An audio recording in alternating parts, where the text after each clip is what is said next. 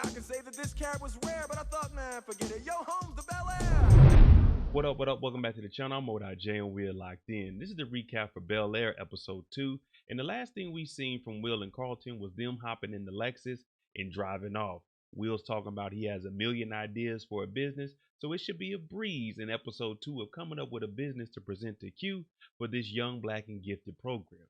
But knowing Will, he probably doesn't have it all together. But before we jump into this and we break down episode 2, if you like this kind of content, breakdowns, theories, and predictions of Bel-Air, live after shows, then you're at the right spot. Hit your subscribe button, turn on your notification bell so you get something every time I upload. Make sure you hit that like button. We're on that road to 50,000 subscribers, so I appreciate each and every one of you. Now, Hillary and Jazz, they got their issues also.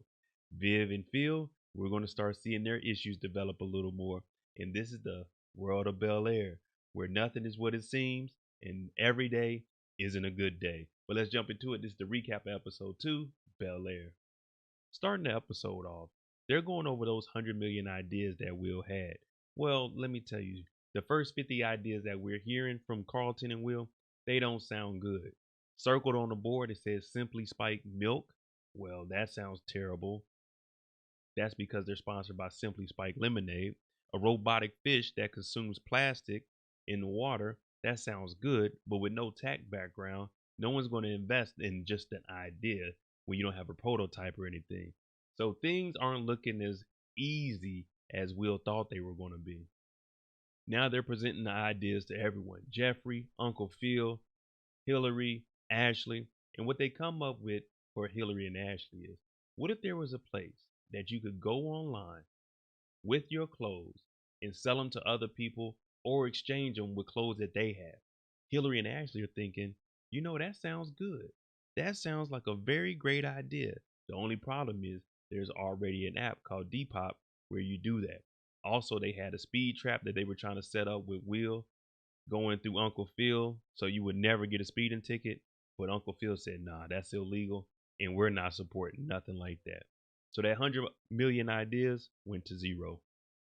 Now, Will is in here reading Quentin's books because he's trying to figure out what's his next move. He's trying to venture out, get some venture capital, get some investors on his side. Uncle Phil and Viv, they're hearing this and they're saying that's nice. But Quentin, when he was getting ready to go to his first fight, before he became an MMA fighter, he had a job. And Will, you and Carlton should go pick up some hours over at the country club. Now, Will and Carlton like, what? Because they not trying to work. They just got an offer to come up with business ideas, young, black, and gifted. Uncle Phil said, you're about to be young, black, and employed. Go get a job. Carlton and Will go up to the country club after Aunt Viv then put in a good word to try to get a summer job. Now it's later into the summer, so there's not that many positions available. But Will, he goes over here, he talks to the manager, says, yeah, we're looking for jobs, maybe in accounting. We trying to come up with some business ideas. How about marketing? Me and Carlton can do some marketing, some PR. The guy says, unfortunately, those positions are full, but we do have something special for you. And when he says something special, he's not talking about in accounting. Well, the job is changing into uniform first.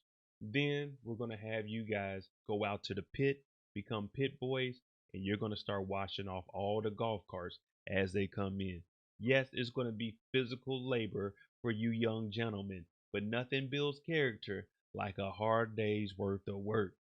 Now, Carlton's looking like, damn, we used to call them pit boys, and now I got to be one of them. Will's just thinking, man, I'm trying to start a business. I'm not trying to clean no golf carts. Hillary and Ashley, they finally have a conversation since Hillary has gotten back. Now she's starting to see a little difference in Ashley, and she's like, Ashley, what's wrong? She's like, well, you're dating LaMarcus. He's a handsome looking guy, but he's no Jazz.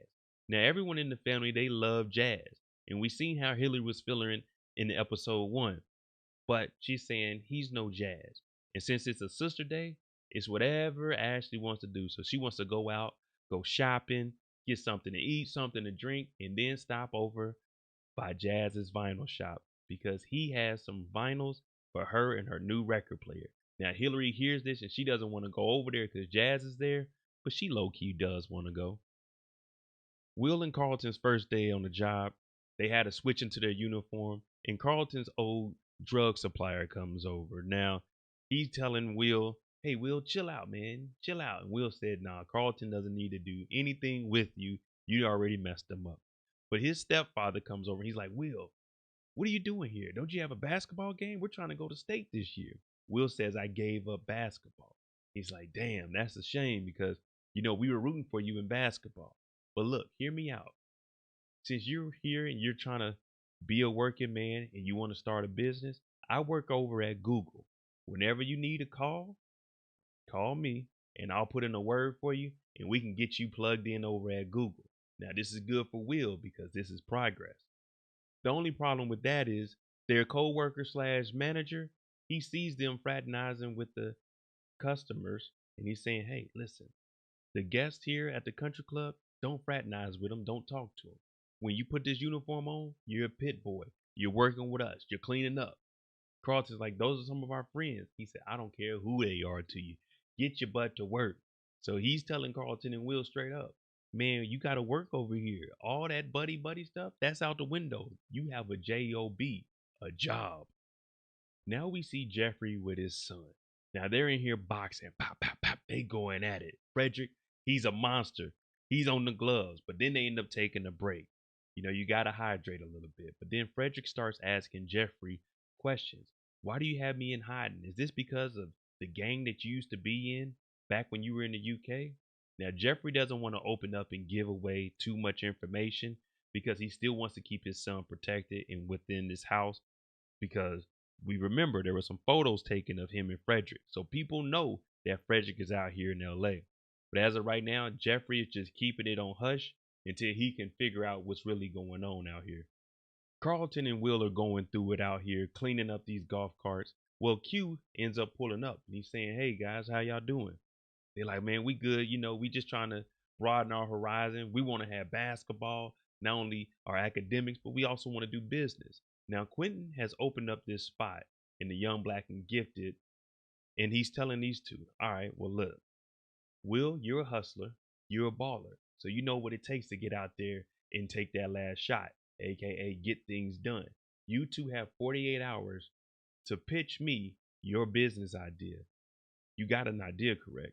And they're both looking at each other like, don't mess it up. 48 hours, y'all. He gave you a shot. This is an opportunity. Now, Aunt Viv has worked her butt off. And remember, she took over the art gallery. So as of right now, she has the most power in LA, maybe all of California when it comes to art. And everyone is sending her bouquets of flowers because they're showing their appreciation until she picks who's going to be next in line. Now, she has an assistant back there and she's filling Aunt Viv in on everything.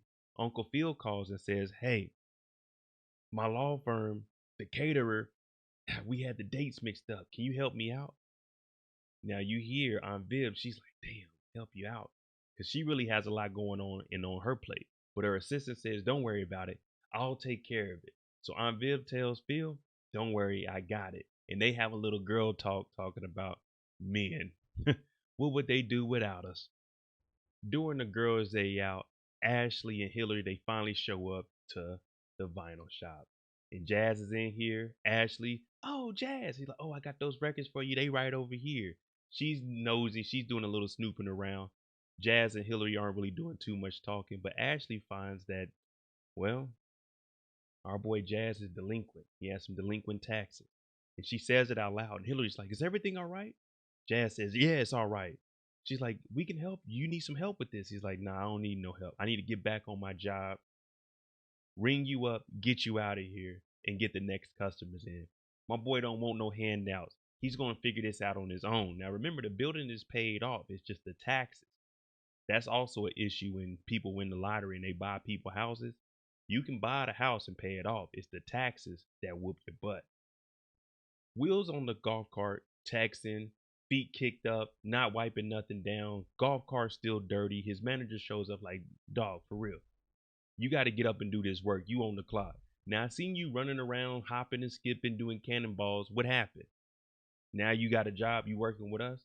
And Will's like, man, come on, man, chill out. He's like, man, you don't know my life. So it turns out he's trying to get out the hood also. He goes to a private school and he's hooping, but he has to make money.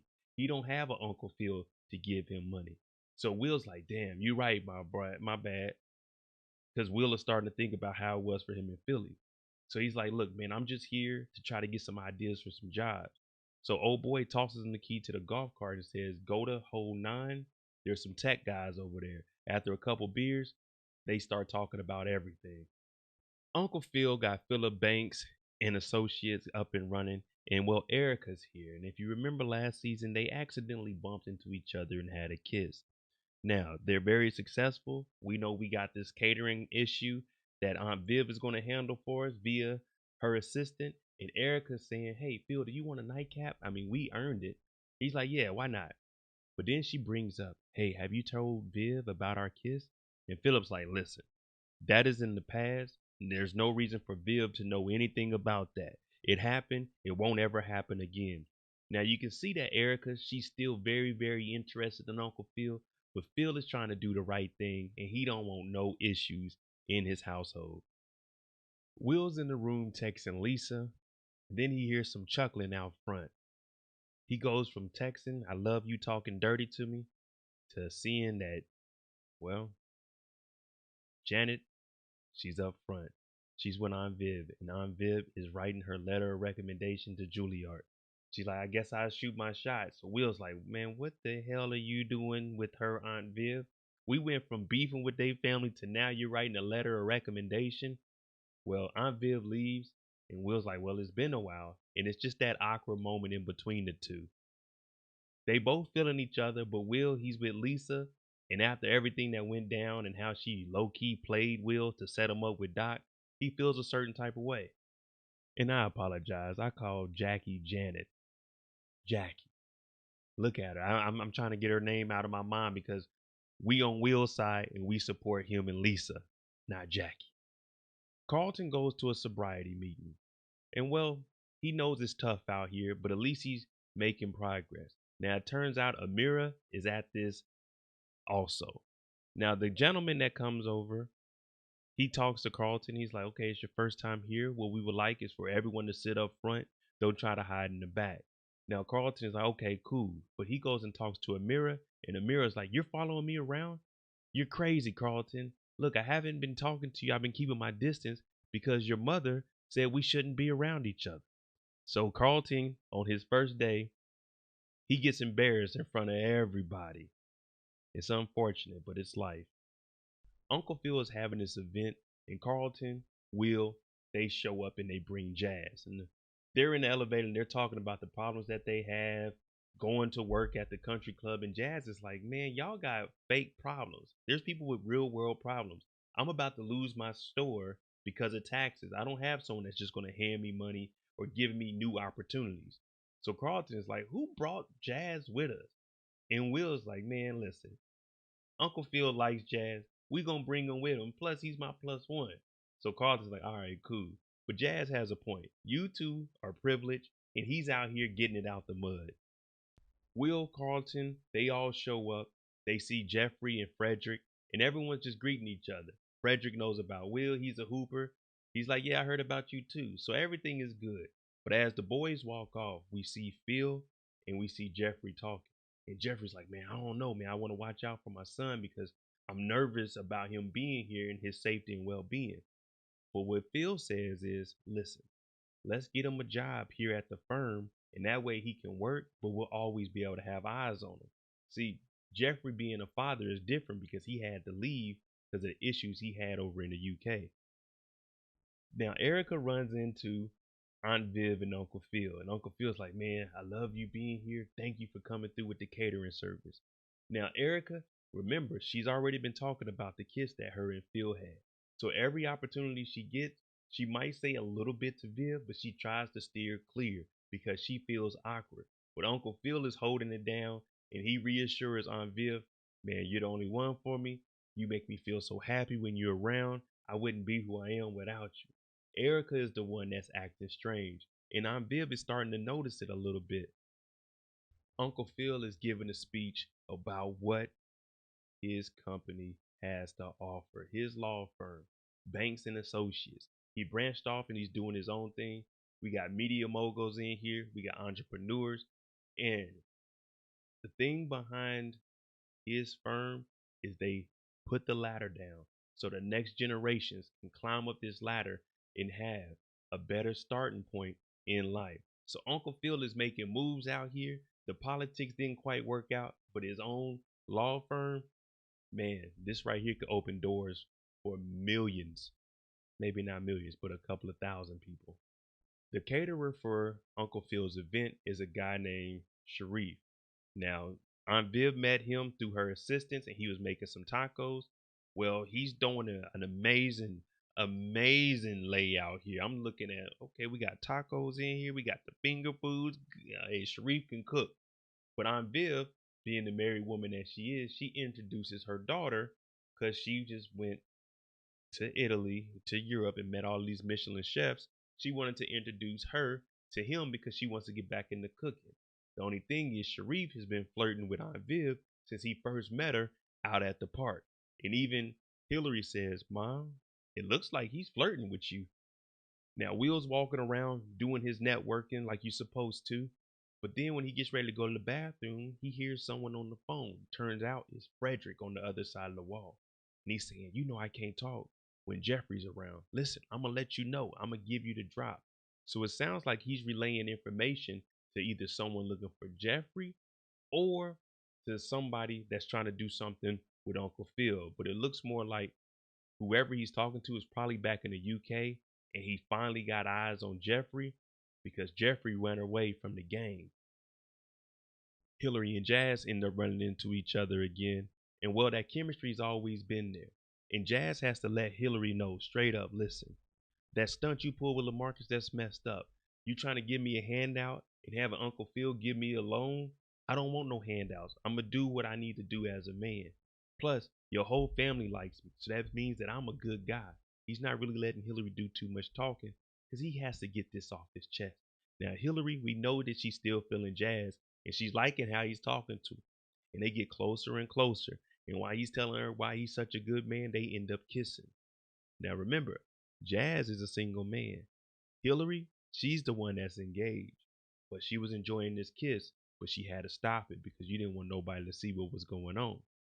Well, the time comes to present their information and pitch their idea to Quentin.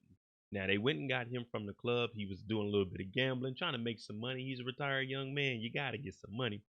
But they have an idea to basically talk about their story, a recovering addict, a guy that turned down basketball, and not only just talk about their story, tell their story and allow others to tell their story. Start selling merchandise, start a podcast, give some of the proceeds to some of the black communities, especially the black owned businesses within the community. So Quentin is hearing this and he's like, okay, cool.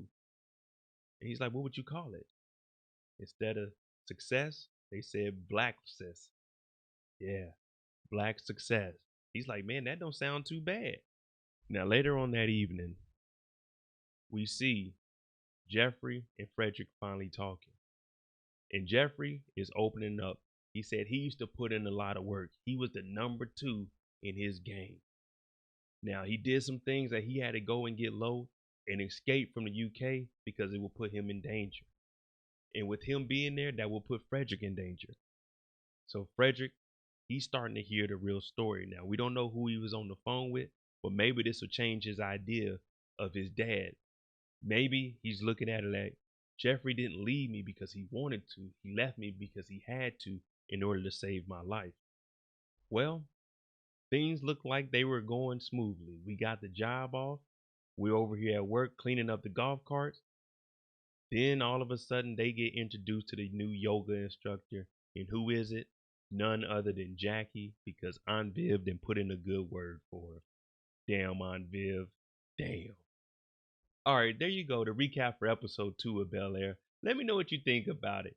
Is Uncle Phil going to be able to shake this whole Erica situation? And which direction is Will going to go in? Is he going to stick with Lisa?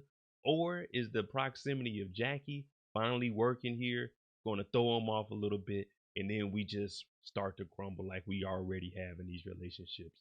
Let me know what you think. I'm Mo.J. This is the recap for episode 2. Make sure you tune in tomorrow night for episode 3. And hey, we knocked out 3 episodes on the first day. Next week, we got episode 4. Should be a good one. My name is Mo.J. We're on that road to 50,000 subscribers. Hit that like button, hit that subscribe button. Thanks for watching. I'm out.